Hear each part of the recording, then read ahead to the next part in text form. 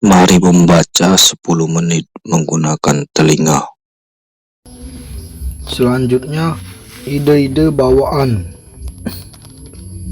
Locke mengungkapkan bahwa aliran yang mempertahankan gagasan tentang ide-ide bawaan memiliki sebuah argumen, yakni berdasarkan persetujuan umum.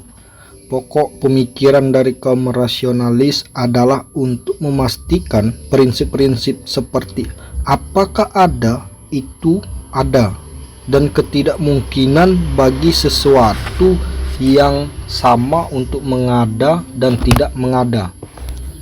Pemikiran ini merupakan semacam prinsip yang secara universal disetujui oleh semua orang. Setiap orang menerima hal-hal itu dan tidak seorang pun menyangkalnya. Kaum rasionalis mengklaim bahwa persetujuan universal ini diterangkan oleh fakta adanya prinsip-prinsip tersebut dan ide-ide bawaan. Kita semua terlahir bersama ide-ide itu.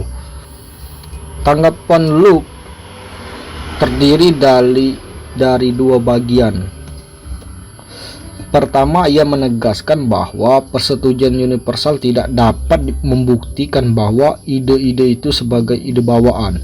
Bahkan jika ada beberapa prinsip yang diterima oleh setiap orang, mungkin masih ada beberapa penjelasan lain tentang eksistensi ide-ide bawaan itu. Sebuah penjelasan lain yang diungkapkan oleh Locke adalah bahwa persetujuan itu dapat dijelaskan dari sisi pandangan empiris. Kedua, Locke berpendapat bahwa sesungguhnya tidak ada prinsip-prinsip yang membuat setiap orang menyetujui sesuatu. Anak-anak dan orang idiot yang tidak dapat memahami prinsip-prinsip itu tidak membiarkan dirinya sendiri harus menyetujuinya. Empirisme. Anda dapat menemukan keyakinan ini atau tidak. Kita akan mencermati karya-karya Locke. Karya Locke yang melawan para rasionalis dimulai dalam buku kedua dari esai. Dalam buku itu, ia menggarisbawahi alternatif yang diberikannya. Pandangan empiris dimulai dengan catatan Locke tentang ide-ide yang didefinisikan sebagai berikut. Segala sesuatu adalah objek dari pemahaman kita ketika seseorang mulai berpikir. Andai kata Locke itu benar dan bahwa tidak ada ide-ide bawaan, pikiran adalah sebuah papan tulis kosong, sebuah tabula rasa saat kelahiran. Kalau demikian, dari manakah ide-ide itu berasal? Locke menjawab ide-ide itu muncul dari pengalaman. Ia berpendapat bahwa pengalaman sendiri terdiri dari dua tipe. Ketika mata, telinga, hidung, dan jari-jari dan lidah kita dipengaruhi oleh objek fisik, pikiran-pikiran kita diperlengkapi dengan ide-ide dari objek-objek yang dapat dirasakan. Ketika pikiran kita merefleksikan ide-ide yang muncul dari sensasi, yaitu ketika kita berpikir, meragukan, mempercayai, mengungkapkan alasan, mengetahui, berkehendak, dan sebagainya, kita mengalami aktivitas-aktivitas itu. Pikiran kita dilengkapi seperangkat ide-ide dari refleksi. Semua ide-ide muncul dari dua sumber ini. Pertama, perjumpaan dengan objek-objek yang dapat dirasakan ini menyediakan pemahaman dengan ide-ide sensasi.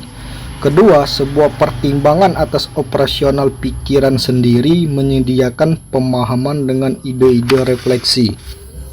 Apabila Locke tidak memberi bukti tentang asal-usul ide-ide kita, ia tidak memberikan sedikit pertimbangan dalam mendukung gagasannya. Locke menjelaskan bahwa ketika Anda menganalisis simpanan ide-ide Anda sendiri, Anda berani untuk menunjukkan kepada seseorang sesuatu yang tak muncul dari sensasi mana maupun refleksi. Ia juga melihat kembali pada pertimbangan dari anak-anak.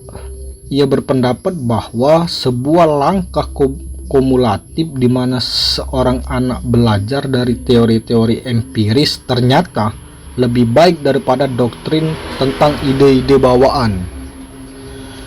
Anak-anak tampak terlahir dengan sedikit kemampuan untuk memahami. Apa yang mereka pahami secara perlahan adalah fungsi dari apa yang mereka alami. Akhirnya, ia menekankan bahwa orang-orang memiliki ide-ide yang berbeda. Hal ini tampaknya bergantung pada objek yang mereka jumpai. Apabila Anda tidak pernah memperhatikan sebuah jam, tidak pernah menghabiskan waktu untuk memeriksa bagian-bagiannya, Anda tidak akan memiliki ide-ide apapun tentang jam itu. Secara pasti, Anda tidak akan memiliki ide-ide yang ada di kepala para pembuat jam berpengalaman. Luke berpikir bahwa keseluruhan dari hal-hal ini akan mendorong Anda untuk masuk ke dalam aturan empirisme. Ide-ide dan kualitas. Sekali proposisi bahwa ide-ide berasal dari pengalaman ditetapkan, Luke mengungkapkan bahwa sebuah penglihatan yang cukup dekat pada sisi alamiah ide-ide itu akan muncul. Ia berpendapat bahwa semua ide-ide secara umum terdiri dari dua tipe, sederhana dan kompleks. Ide sederhana bukanlah sebuah penampilan seragam atau sebuah konsepsi dalam pikiran. Ide sederhana tidak dapat dibedakan ke dalam ide-ide yang berbeda. Ide-ide sederhana tidak memiliki bagian, namun ide-ide kompleks dibangun dari ide-ide yang sederhana. Meskipun pengalaman kita mengatakan bahwa sekuntum mawar adalah campuran dari bermacam-macam perasaan, apa yang kita alami saat kita memeriksa sekuntum mawar adalah sekumpulan dari ide-ide sensoris yang kompleks. Kita tidak kesulitan dalam memisahkan ide sederhana tentang warna merah, aroma khas mawar, sentuhan daun bunganya, dan sebagainya. Setiap ide-ide sederhana ini tidak dapat begitu saja dikurangi hingga ke dalam ide yang lebih sederhana lagi. Aroma mawar tidak memiliki bagian lagi. Ide-ide sederhana memiliki sifat yang penting lainnya. Pikiran tidak dapat menciptakan ataupun menghapusnya. Sekali ide-ide sederhana itu tercetak dalam pikiran, akal budi memiliki kemampuan untuk mencipta kembali ide-ide itu. Muncullah kembali ke dalam imajinasi, membandingkannya, bahkan menciptakan ide-ide kompleks yang baru dengan mengkombinasikan begitu banyak bermacam ide-ide sederhana dalam situasi yang baru. Apa yang tidak dapat dilakukan oleh pikiran adalah menghasilkan atau membangkitkan ide-ide sederhana itu tanpa pertama kali mengalami objek yang mampu membuat ide-ide itu timbul. Jika Anda tidak pernah mengalami sifat-sifat partikular tentang mabuk, Anda harus menunggu hingga memiliki cukup pengalaman tentang minum bir. Lalu relasi macam apakah yang terjadi antara ide-ide kita dan sifat-sifat objek yang ada di dunia ini? Luke menyebut kemampuan objek untuk memproduksi ide-ide bagi kita sebagai kualitas. Luke membuat pembedaan antara kualitas primer dan sekunder dari objek-objek. Kualitas primer adalah sama sekali tak terbagi dari objek-objek itu sendiri. Tidak peduli dengan apa yang mungkin terjadi pada objek-objek itu dalam halnya sendiri. Selembar kertas memiliki kepadatan, keluasan, bentuk, gerakan, dan jumlah. Apabila kita menyobeknya sebagian atau mengguntingnya menjadi ribuan potong atau lembar, kertas itu tetap memiliki kualitas yang sama.